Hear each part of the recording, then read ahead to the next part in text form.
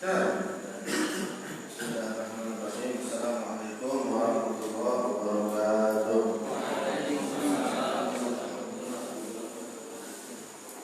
Alhamdulillahirabbil alamin wa bihi nasta'in 'ala umuri din wassalatu wassalamu 'ala mabu'uthi rahmatan lil alamin sayyidina wa nabiyyina Muhammadin wa 'ala alihi wa sahbihi ajma'in. Allahumma shalli wa sallim 'ala sayyidina Muhammadin miftahi babi rahmatillah adada ma fi ilmillah salatan wa salaman daimain bi karamillah wa 'ala alihi wa sahbihi. Allahumma shalli wa sallim 'ala sayyidina Muhammadin wa 'ala alihi wa sahbihi. Rabbi shrah li sadri wa yassir li amri wahlul 'uqdatam min lisani yafqahu qawli wa saddid lisani wahdil qalbi bi haqqi sayyidina Muhammadin sallallahu alaihi wa alihi wasallam. Alhamdulillahirabbil alamin. Sama-sama kita bersyukur kepada Allah Subhanahu wa taala yang memberikan kita kesehatan, memberikan kita umur panjang, memberikan kita nikmat Islam sehingga kita dapat berkumpul di tempat yang penuh berkah ini untuk menuntut ilmu agama Allah Subhanahu wa taala, menuntut ilmunya Rasulullah sallallahu alaihi wasallam, mempelajari sejarahnya Nabi Muhammad sallallahu alaihi wasallam. Salawat dan salam senantiasa kita panjatkan kepada Nabi kita Nabi Muhammad sallallahu alaihi wasallam beserta keluarga dan para sahabatnya.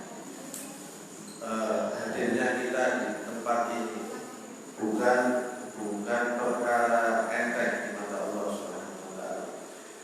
Karena untuk bisa kita hadir ke sini, itu kita ini dipilih oleh Allah Subhanahu wa taala. Dipilih oleh Allah dari sekian banyak hamba-Nya Allah Subhanahu wa taala, kita yang dipilih untuk mendapatkan taufik dari Allah Subhanahu wa taala untuk hadir di tempat ini.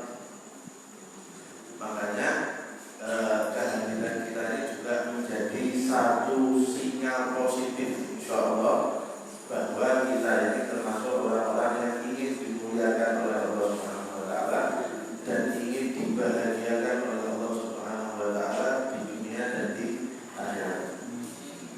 Karena kata para ulama, ada cara untuk kita mendeteksi kita ini mau dibahagiakan atau mau dihinakan oleh Allah Subhanahu wa taala. Ada caranya untuk mendeteksi. Salah satu caranya kata para ulama, kita lihat kita ini lebih gampang berbuat taat atau lebih gampang berbuat maksiat. Kalau kita lebih gampang berbuat taat, berarti itu sinyal positif bahwa kita termasuk orang yang mau dibahagiakan oleh Allah Subhanahu wa taala. Sekarang ya, Allah mudahkan kita untuk tadi melangkah ke masjid, sholat berjamaah di masjid, bisa sambil berniat iktikaf, kemudian sekarang duduk bersama menuntut ilmu, mendengarkan nasihat. Ini semua adalah taufik dari Allah. Kita dipermudah berbuat kebaikan. Nah, ini perlu disyukuri karena ini berarti sinyal kita mau dibahagiakan oleh Allah. Tapi kalau seandainya ada orang yang dimudahkan oleh Allah Subhanahu wa taala untuk berbuat maksiat, mau melakukan maksiat apa aja kok gampang. Mau melihat hal yang haram gampang. Ya, HP baterainya full, kuotanya full, beres. Bisa.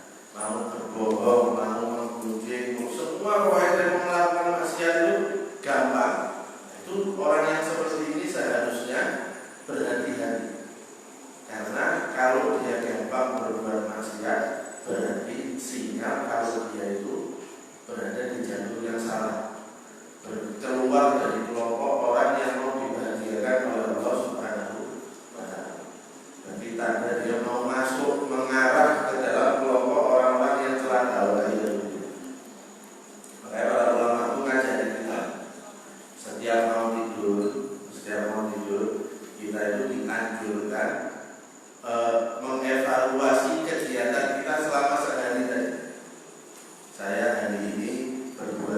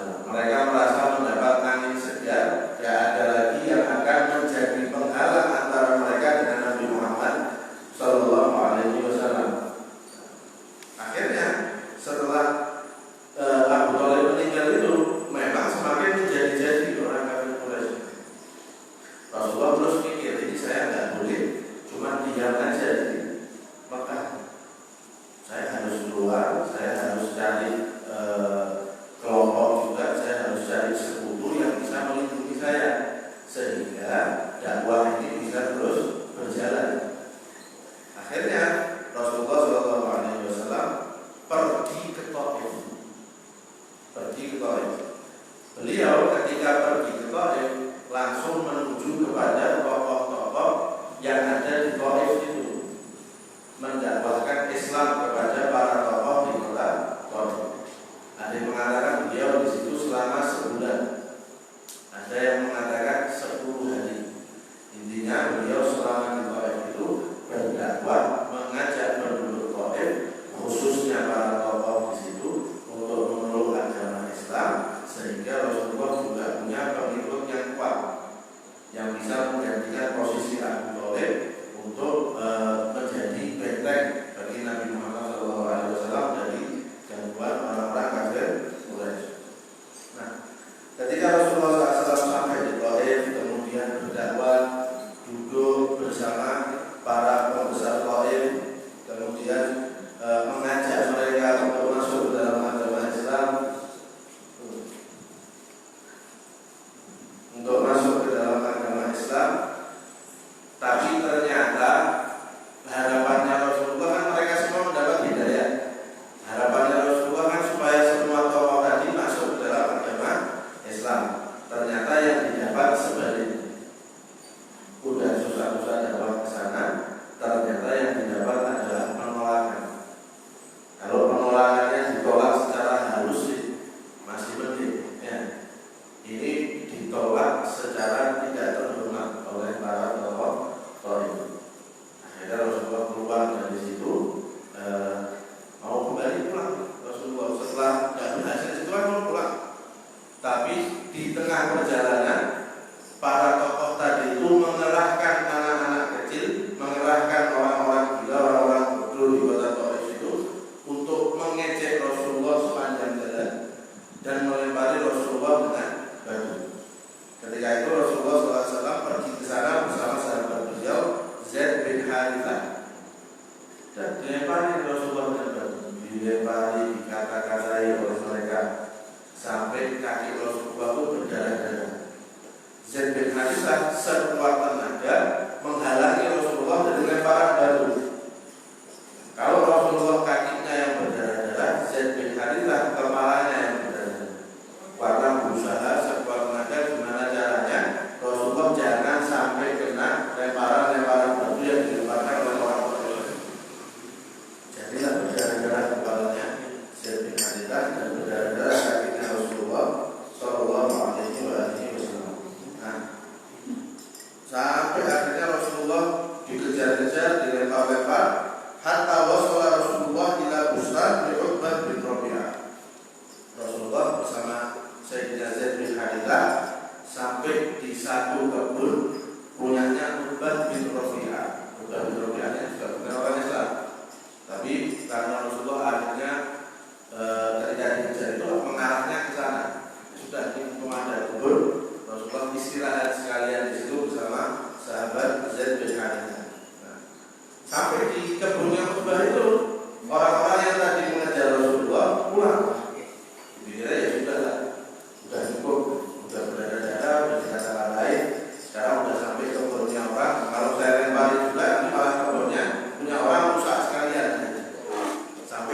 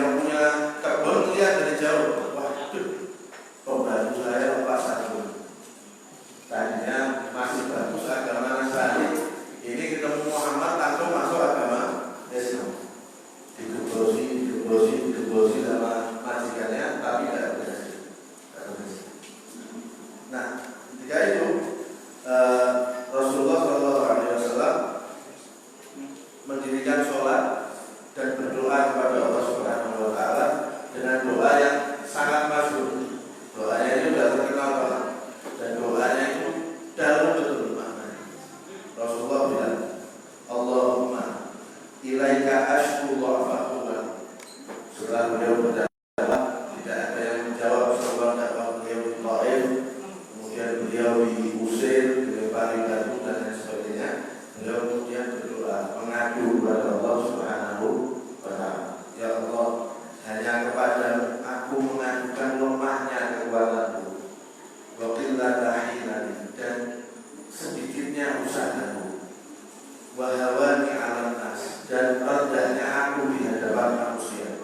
Ya Arhamar Rahimin, wahai Allah yang Maha Pengasih, Anta Rabbul Mustaqim, Engkaulah Tuhannya orang-orang yang lemah.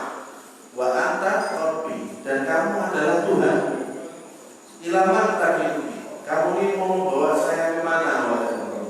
Kepada orang yang jauh dan menyerang saya, menghinakan saya, atau kepada musuh yang menguasai segala urusan saya? In lam yakun bika alayya ghadabun fala ubali. Kemanapun ya Allah, asal kamu gak marah sama saya gak peduli. Mau diserang orang, mau dihinakan orang, mau disakiti orang, mau disiksa orang, in lam yakun bika alayya ghadabun fala ubali. Yang penting kamu gak marah sama saya gak peduli. Sudah cukup, yang penting kamu gak marah. Saya akan menanggung semua itu, yang penting kamu jangan marah ya. Walakin afiyatuka awsa'u, walakin afiyataka awsa'u. Akan tetapi keselamatan darimu itu sangat aku harapkan dan mampu meliputiku. Aku berlindung dengan cahaya wajahmu yang memecah kegelapan, dan dengannya menjadi lancar semua urusan dunia dan akhirat. Aku berlindung jangan sampai engkau turunkan azabmu kepadaku, jangan sampai engkau turunkan kemurkaanmu kepadaku.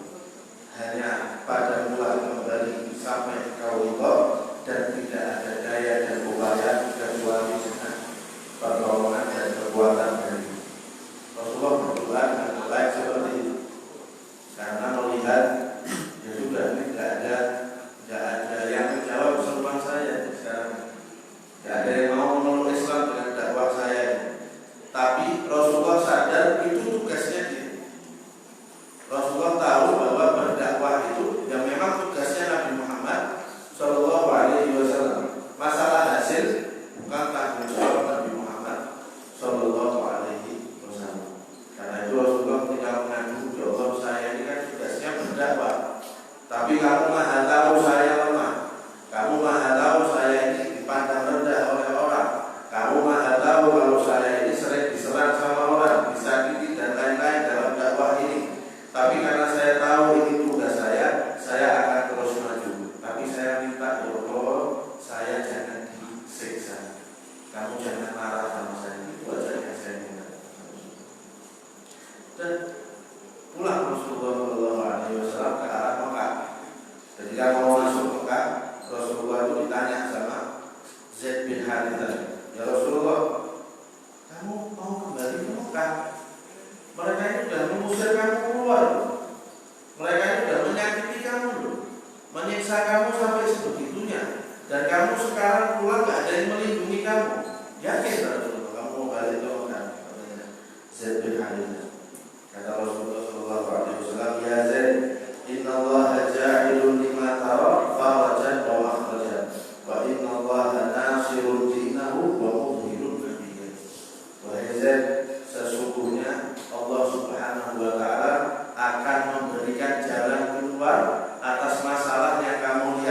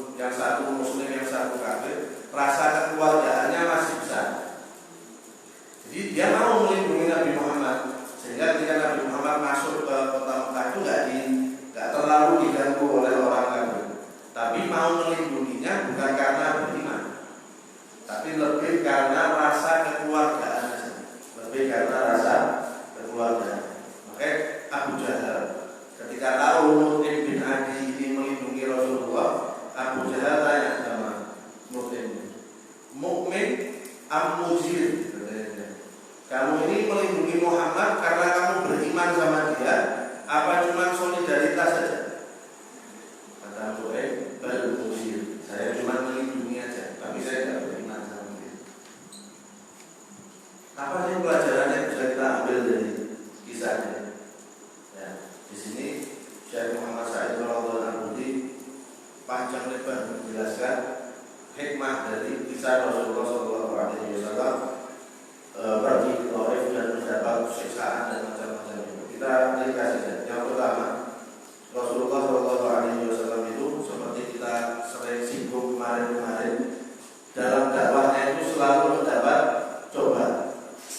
Ya, selalu mendapat cobaan.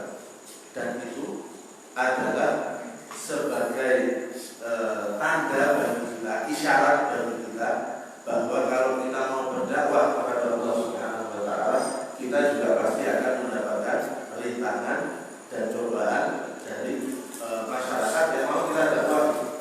Kalau Nabi Muhammad SAW yang sempurna, yang merupakan Rasulnya Allah Subhanahu wa taala aja dapat cobaan seperti itu, apalagi kita sekarang. Makanya jangan pernah bermimpi mau berdakwah yang enak-enak aja, yang mulus saja. Nah, kita ceritakan di sini ya, ada seorang ulama, dia dakwahnya itu mulus terus, tidak pernah ada gangguan. Sampai dia ngomong sama gurunya, ini kayaknya dia nggak beres. Kok saya dakwah lancar terus? Ini pasti ada yang nggak beres. Karena dia tahu kalau namanya orang dakwah pasti harus mengalami rintangan, pasti harus mengalami cobaan. Kalau seandainya dakwahnya dia ini kok mulus terus, lancar terus, berarti ada yang nggak benar dakwahnya dia. Kata gurunya, tidak apa-apa, kamu teruskan aja dulu. Teruskan aja dulu sambil kamu perbaiki hati, perbaikinya. Dan lama dia dakwah di masjid. Selesai dia dakwah, jamaah di situ rupanya sangat kompak, gebuki Ustaznya digebuki malah senang. Alhamdulillah. Ya ini loh. Yang namanya dakwah itu harusnya begini, ada cobaannya. Jadi ketika dia dakwah di kampung itu dia ditolak dan dipukuli sama jamaah kampung itu. Cuma mohon jangan dipraktekkan ya. Pulang pada dulu nanti. Ustaz, saya mau berpartisipasi dalam kesuksesan dakwah Ustaz. Mohon izin saya bismillah. Satu orang mukuli saya, tidak apa-apa, tak gini baik, tak cobaannya yang lain aja. Jadi kalau mau berdakwah, paling tidak lingkup terkecil dakwah kita itu gimana? Di keluarga. Ya. Dan kita juga pasti akan menemui kesulitan dalam berdakwah di situ. Kalau kita bertemu kesulitan dalam kita berdakwah, walaupun hanya dalam lingkup keluarga, jangan putus asa. Ini Rasulullah berdakwah pun mendapatkan cobaan dan siksaan. Dan cobaan kita dalam dakwah tidak ada seujung kukunya dari cobaan dan siksaan di alami Nabi Muhammad SAW. Kalau Nabi Muhammad yang segitu besarnya ujiannya aja tidak berputus asa, masa kita yang cuma sendirinya gampang putus asa. Itu salah satu pelajarannya ya.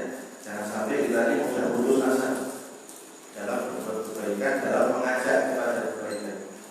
Rasulullah ketika mengajari sholat para sahabatnya, itu caranya simpel. Rasulullah cuma bilang, "Shollu kama ra'aitumuni usolli." Sholatlah kamu sebagaimana kamu melihat saya sholat. Dalam kehidupan juga gitu. Kita jadikan panutan kita, imam kita adalah Nabi Muhammad SAW. Mau latihan sabar, lihat gimana caranya Nabi Muhammad SAW. Kepengen jadi orang yang santun, lihat gimana caranya Nabi Muhammad menjadi orang yang santun. Kepengen jadi orang yang dermawan, lihat gimana caranya Nabi Muhammad menjadi orang yang dermawan. Kepengen selalu bicara yang baik, kepengen jadi suami yang baik, kepengen jadi ayah yang baik. Kita punya panutan. Kita punya panutan yaitu Nabi Muhammad SAW. Aib kalau orang Islam itu jauh dari Nabi Muhammad SAW.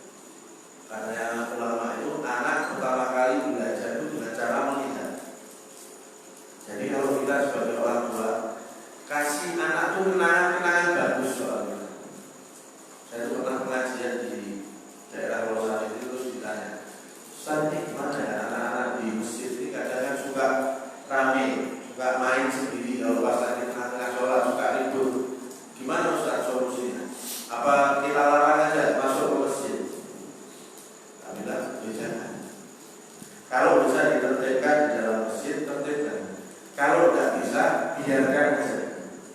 Lebih baik mereka punya kenangan nakal tapi di masjid dibanding punya kenangan nakal di luar masjid. Paling tidak mereka itu punya kenangan. Ya, saya dulu lihat ayah saya dulu sholat di sini, dulu pernah ada pengajian di sini, dulu sofnya gini, bacaan Qurannya gini, imamnya Pak Anu. Lebih penting dia punya kenangan seperti itu dibanding dia punya kenangan nakal tapi di luar masjid. Makanya ulama dulu juga kalau sholat misalnya anaknya itu ditaruh di sampingnya, misalnya sholat sunnah di rumah misalnya, anak dibiarkan di samping, mau main, mau jumpa kita, mau apa terserah. Yang penting anaknya punya kenangan lihat ayahnya sholat sunnah, anaknya punya kenangan lihat ayahnya baca Al-Quran, lihat ibunya baca Quran, lihat orang tuanya duduk saling membahas ilmu dan lain sebagainya. Karena kenangan-kenangan itu yang tertanam dalam jiwa anak nanti termasuk yang akan membentuk karakternya dia. Karena kalau kita kepingin anak kita jadi ahli Quran, anak kita jadi umat Nabi Muhammad yang mengikuti Nabi Muhammad SAW, ya dari sekarang kita masukin memori-memori itu, kita tanam kenangan-kenangan itu dalam jiwa anak supaya nanti dia terbentuk dengan itu ketika dia besar nanti. Nah, kemudian kita mungkin bertanya-tanya, Nabi Muhammad ketika berdakwah kok terus doanya kayak gitu ya, seakan-akan kayak putus asa. Ya Allah, saya ini orang lemah. Ya Allah, saya ini usahanya sedikit. Saya ini orang rendah di hadapan manusia. Kok kayak orang putus asa gitu ya. Mungkin kita berpikir begitu. Dr. Muhammad Said Ramadan Al-Buti di sini mengatakan antara berdoa dengan redaksi yang seperti itu dan kesabaran itu tuh gak bertolak belakang.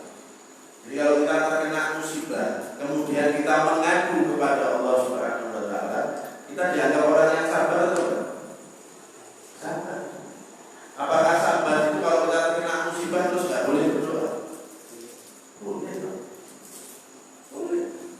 Bukan berarti kamu sabar itu terus kamu ya diem aja.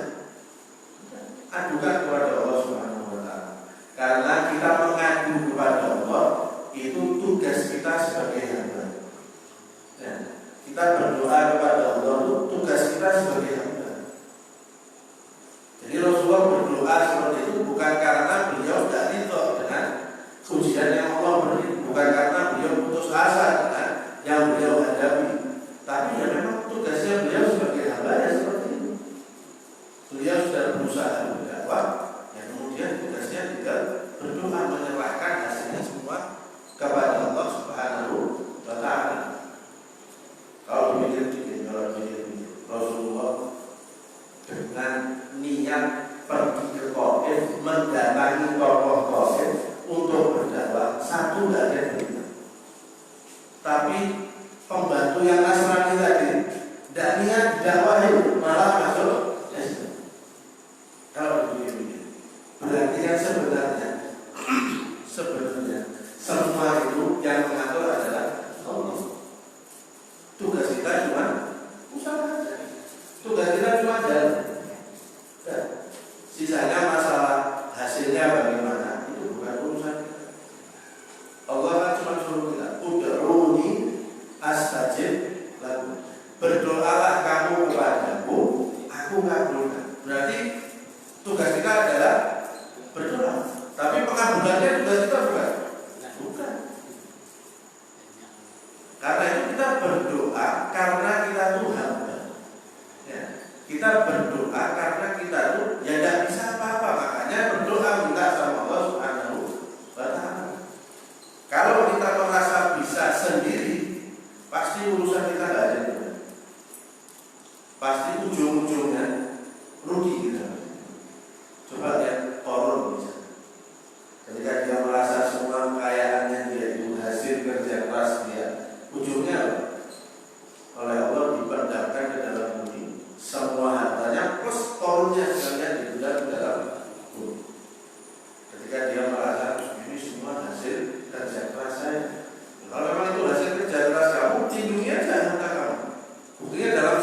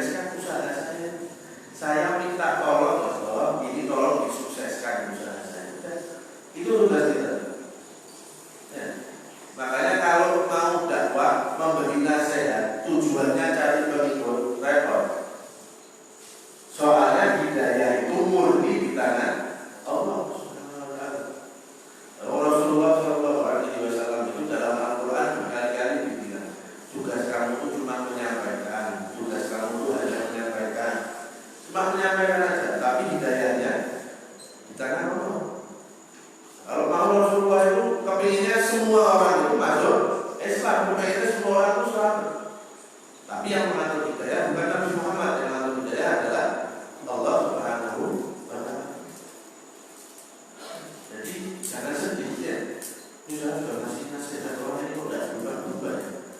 Jangan. Dan tugas kamu ngasih nasihat sudah dikerjakan, sudah cukup bagus. Habis itu sudah dipikirkan, doain aja orang itu. Ya Allah, saya sudah ngasih nasihat, tolong kasih hidayah. Tugas kita kayak Nabi Muhammad tadi, tugasnya adalah diterima, tidak diterima, disambut, disambit, ya.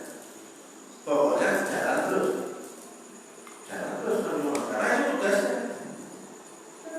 Setelah itu berdoa, diserahkan ke Allah. Ya Allah, kamu maha tahu saya lemah, kamu maha tahu kedudukan saya di pandangan manusia. Yang penting kamu tidak marah, saya laksanakan tugas saya, sudah cukup. Terserah saya, pokoknya manut. Mau disuruh ke sini saya manut, mau disuruh ke situ saya manut, tapi minta tolong kamu jangan marah.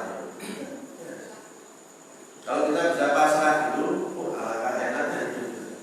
Ya, alangkah enaknya itu. Kadang kita itu lebih memikirkan hal yang sudah dijamin sama Allah dibanding hal yang belum dijamin. Misalnya kita ini suka pusing masalah rezeki ya, pusing kita dioroni token di rumah, kulit listrik di rumah, begini tokennya, pusing ya.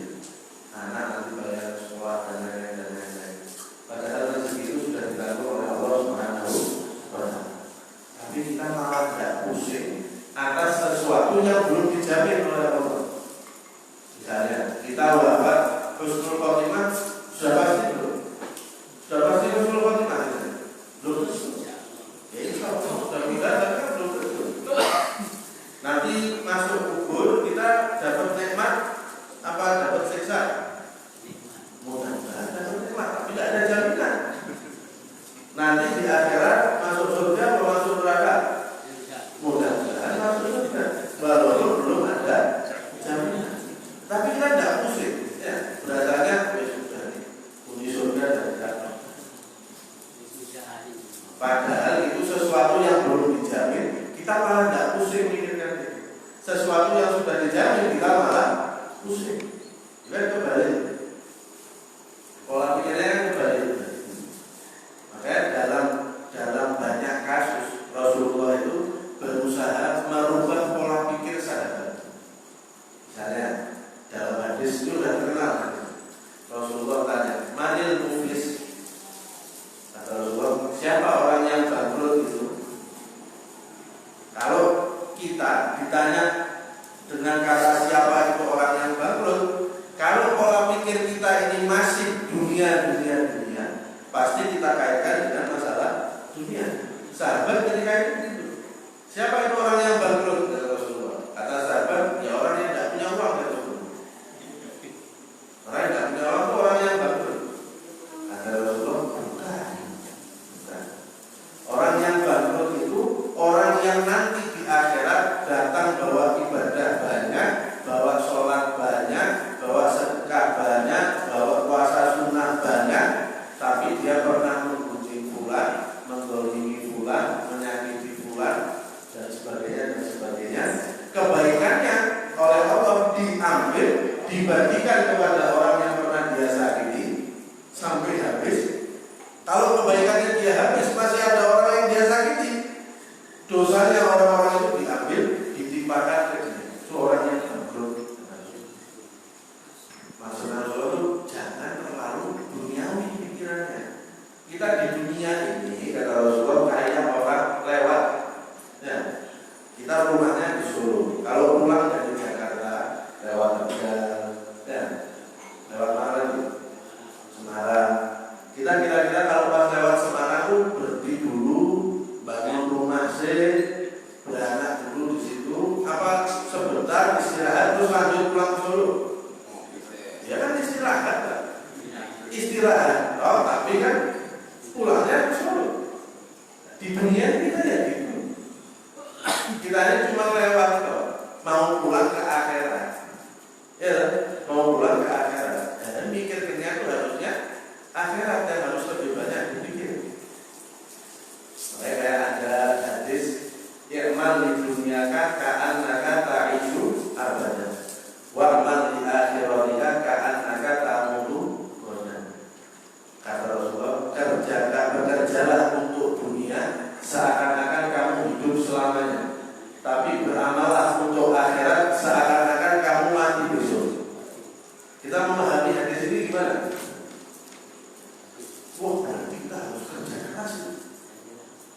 hidup di dunia selamanya. Ya kan? Kata Rasulullah, bekerjalah untuk duniamu seakan-akan kamu hidup selamanya. Wah, berarti saya harus kerja keras. Harus banting pulang peras keringat karena saya seakan-akan mau hidup di dunia selamanya. Keliru kalau mikirnya gitu. Mikirnya itu karena saya hidup di dunia selamanya, ya berarti saya tidak usah pusing. Hari ini gagal, masih ada besok mau hidup di dunia selamanya. Hari ini dapat untung sedikit, ya tidak apa-apa, masih ada besok mau hidup di dunia selamanya. Nah, itu. Jadi pola pikirnya itu harus dirubah supaya benar dikaitkannya semua ke akhirat. Jadi kalau kita tidak itu bingung. Misalnya ada ayat Quran, dan bertobatlah kepada Allah, mudah-mudahan kamu menjadi orang yang beruntung. Ini saya sudah tobat, tapi kalau terkira ya sholat tobat bulan balik tetap diri-diri katanya mudah-mudahan kamu beruntung kata Allah. Karena kita mengaitkannya ke dunia, harusnya dikaitkan ke akhirat. Kamu beruntung kalau mengaitkannya ke akhirat, karena kalau kamu sampai di akhirat bahwa tobat, berarti kamu tidak punya dosa. Kalau kamu tidak punya dosa, kamu masuk surga. Ada nggak keberuntungan berbeda itu? Tidak ada. Nah, cuma karena kita biasa mikirnya kan kebalik, semua dikaitkan ke dunia, bukan dikaitkan ke akhirat. Makanya mulai sekarang harus dirubah. Ya. Jangan semua dikaitkan ke dunia, harus dikaitkan ke tempat kita pulang nanti, tempat tinggal kita, yaitu di akhirat. Supaya tak pusing hidup kita. Sebelumnya sebentar kita lagi belum meninggal semua. Ya, tapi saya berhasil belajar. Maka yang mau coba tak apa-apa. Tapi kan tidak lama kita di dunia. Sebentar.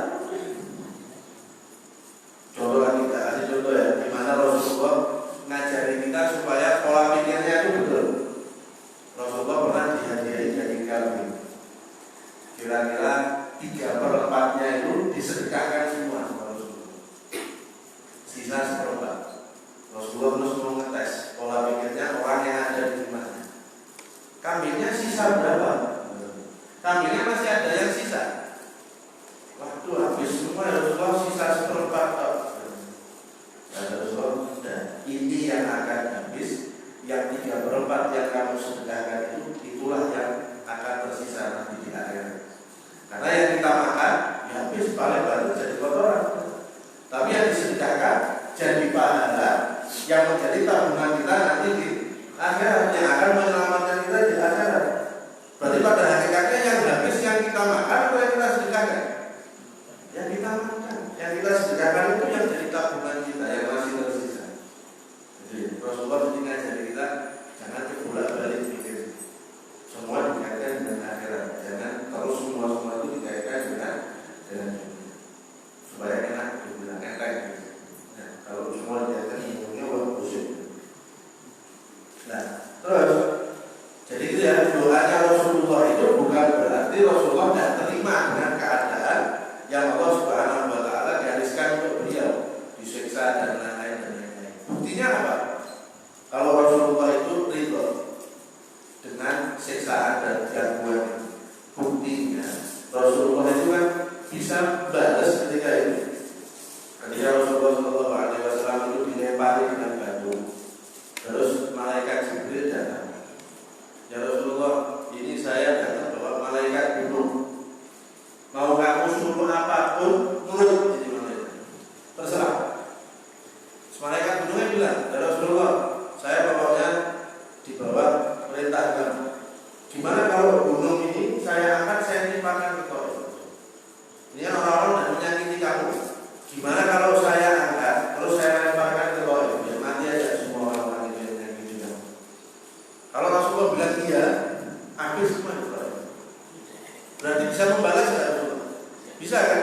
Bisa balas berarti Rasulullah. Tapi jawabannya Rasulullah, jangan. Saya berharap mudah-mudahan dari anak keturunan mereka ada orang-orang yang beriman kepada Allah Subhanahu wa taala. Nah, ini puncaknya sabar. Kalau kita disakiti orang tidak bisa balas, ya sabar. Bagus. Tapi kalau kita bisa balas dan kita tidak balas, itu level lagi, naik level dari sabar. Lebih kelas dari sabar. Bisa balas kita tidak balas, top.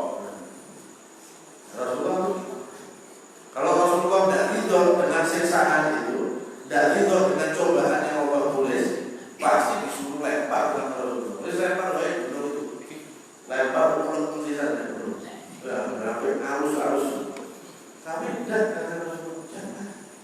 Saya berharap nanti dari kalangan anak keturunan mereka ada yang beriman kepada Allah Subhanahu wa Ta'ala.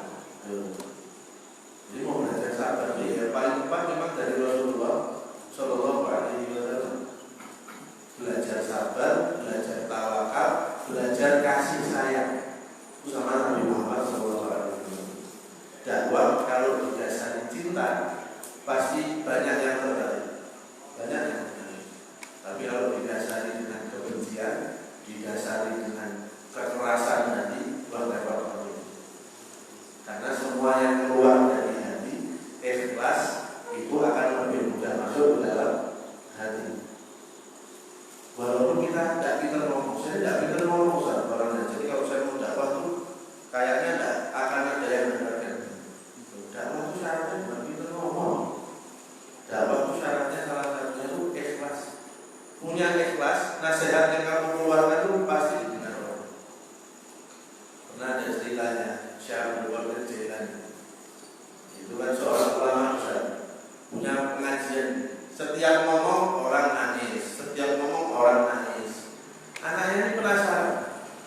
Saya tidak sekolah kayak abah saya. Coba sekali-sekali saya yang ngomong tidak. Ya maksud saya tidak kalah pintar lah sama abah saya. Bilang abah besok pengajian biar saya yang ceramah. Saya tak ceramah dulu, ya. Udah dipersiapkan selama bagus. Ini kira-kira orang pasti histeris itu kalau besok pas pengajian dia begitu ceramah. Tidak belum ada yang tidur, ini ada. Tidak ada yang dengar. Ada yang kelihatannya ngelihat tapi pandangannya kosong, ya banyak. Yang ngobrol sendiri ada. Perkiraannya dia orang kalau dengan ceramah ini histeris loh. Ternyata sebaliknya. Kata abahnya, udah ceramahnya, udah abah sekarang dia ceramah. Berdiri siapa berdiri. Di rumah saya tadi ada ikan. Ikannya dicuri kucing. Histeris. Nangis, cuma ngomong gitu loh, saya berdiri. Itu satu majelis histeris nangis semua. Ya anaknya bingung. Tapi tidak ada apa-apanya ceramahnya abah saya dibanding ceramah saya tadi. Kok malah orang nangis gara-gara. Katanya abahnya, kamu niatnya apa waktu ceramah tadi? Dari awal kan tujuannya dia, saya yang bisa, saya pasti ini bagus ceramah saya. Sudah tidak terlalu ikhlas, ya tidak masuk dalam hati. Tapi saya belum ada jalannya cuma ngomong gitu, tapi keluar dari hati masuk langsung. Nangis orang sama jenis kita. Ya. Yang penting itu ikhlas. Mau ngasih nasihat anak, ngasih nasihat istri, ngasih nasihat suami, ngasih nasihat teman. Syaratnya cuma ikhlas. Kalau ikhlas, nanti Allah yang bekerja. Tapi kalau tidak ikhlas, sudah pasti tidak masuk. Nah, sudah pasti tidak masuk. Kemudian yang bisa kita ambil juga pelajarannya dari sini adalah apa yang dilakukan oleh Sayyidina Zaid bin Harithah. Sayyidina Zaid bin Harithah ketika Rasulullah melempari, yang beliau lakukan adalah melindungi Nabi Muhammad Sallallahu Alaihi Wasallam. Kata Syekh Budi di sini, kita juga harus punya semangat yang sama dengan Sayyidina Zaid bin Harithah dalam melindungi dakwah Nabi Muhammad Sallallahu Alaihi Wasallam. Kita harus punya semangat yang sama dalam membantu dakwahnya Nabi Muhammad Sallallahu Alaihi Wasallam. Sahabat itu mengorbankan diri itu dan biasa. Dulu di salah satu peperangan dia yang jadi tamengnya Rasulullah. Jadi kalau dipanah dia yang kena biasa. Karena tahu ini yang dijaga Nabi Muhammad Sallallahu Alaihi Wasallam. Ini yang beliau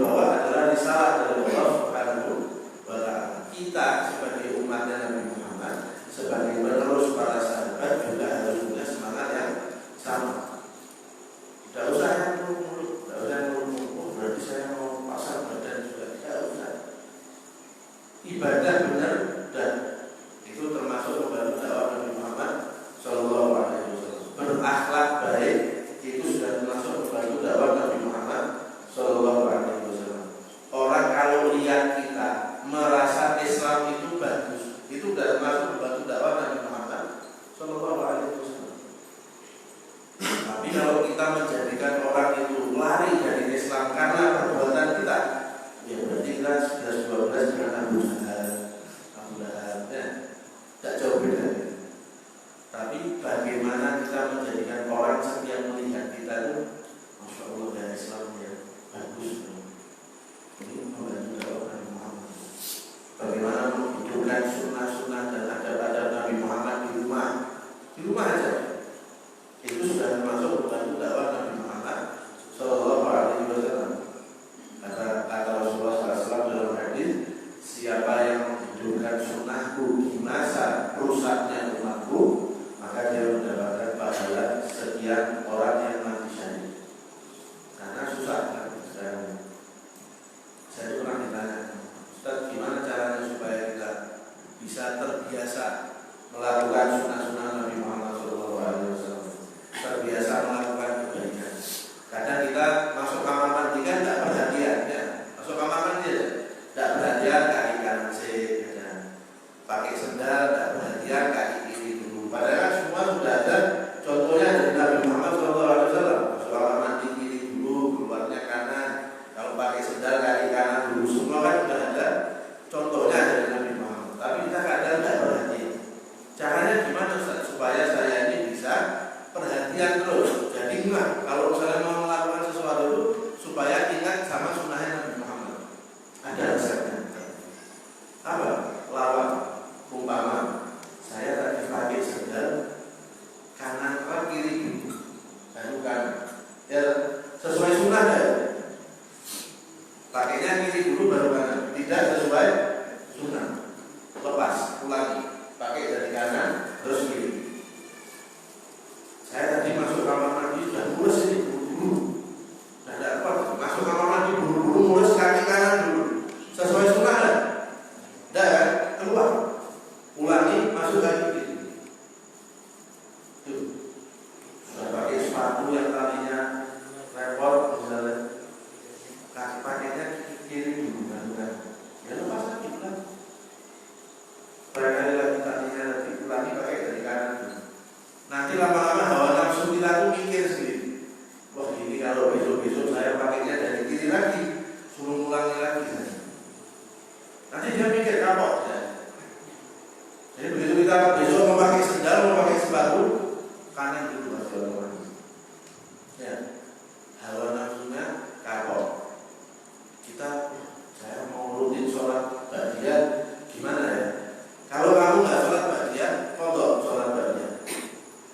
Saya biasa mikir la ilaha illallah misalnya 100.000 kali. Saya mau rutin itu gimana caranya ya? Kalau kamu satu hari lupa, besok jadikan 200.000 kali. Gitu. Itu lama-lama kapok. Nafsunya kapok, bukan kitanya. Nafsunya itu lama-lama kapok. Ini kalau saya goda sampai dia nggak baca la ilaha illallah 100.000 kali hari ini, besok jadi 200.000. Capek saya. Mending sekarang aja dan dia suruh baca 100.000, jadi gitu tetap 100.000. Lama-lama lu terlatih maksudnya kayak gitu ya. Ya kita tuh bismillah ya, coba supaya semua itu terikat dengan Nabi Muhammad Shallallahu Alaihi Wasallam. Ada ulama memberikan perumpamaan Nabi Musa sama sandalnya Nabi Muhammad itu ternyata lebih canggih sebenarnya Nabi Muhammad. Karena Nabi Musa ketika mau masuk ke Bukit Tursina, kata Allah Subhanahu wa taala, "Ikhlaq na'lai." Buka kedua sandalmu wahai Musa. Karena kamu mau masuk ke lembah yang suci. Tapi Nabi Muhammad ketika Isra Mi'raj baju pakai, sandal pakai. Jadi sampai ke Sidratul Muntaha pakai sandal. Makanya kita kan sekarang suka lihat orang pakai peci ada gambar sandalnya Rasulullah ya, ditaruh di kepala. Lu lebih canggih dari kita, Pak. sendal ketemu Allah bareng Nabi Muhammad. Kita udah sholat bolak-balik ya bisa gini-gini banyak. Kenapa kok sendal itu bisa sampai ketemu Allah bareng Nabi Muhammad? Ya ikatannya sama siapa? Kaitannya dia sama siapa? Dia terikat dengan Nabi Muhammad, ya ikut mulia. Ya ikut sampai ke derajat yang tinggi seperti itu. Nah kita kalau mau cari derajat yang tinggi di sisi Allah, sudah itu. Kaitkan diri kita dengan Nabi Muhammad Sallallahu Alaihi Wasallam. Kaitkan diri kita dengan perilaku dan tingkah laku Nabi Muhammad Sallallahu Alaihi Wasallam. Jadi mulia. Kalau mau cari kemuliaan dari tempat yang lain, tidak mungkin. Karena Allah dalam Al-Quran sesungguhnya kemuliaan itu hanya milik Allah, milik Rasulnya, dan milik orang-orang yang beriman. Jadi kalau mau cari kemuliaan dari tempat lain, lebih baik saran saya ganti jalur saja. Daripada capek, tidak dapat lagi. Mending kembali ke jalurnya Nabi Muhammad Sallallahu Alaihi Wasallam. Udah terang-terangan pasti dapat kemuliaan. Kalau kita kiai-kiai dulu sering ngasih perumpamaan, kulit kambing ketemu sama Al-Quran, diapakan? Dimuliakan. Selesai orang baca Quran, dicium, ditaruh di atas, tidak akan ditaruh di bawah, karena melekat dengan sesuatu yang mulia. Tapi kulit kambing ketemu beduk, dipukuli. Setiap malam pukuli terus. Nah ketemunya sama siapa? Bertemannya sama siapa? Punya ikatannya dengan siapa? Kita kalau mau mulia, ikatkan diri kita juga dengan orang-orang yang mulia. Sahabatnya Rasulullah itu manusia biasa, manusia sama seperti kita. Kenapa kok bisa punya kemuliaan seperti itu? Karena terikat dengan Nabi Muhammad Sallallahu Alaihi Wasallam.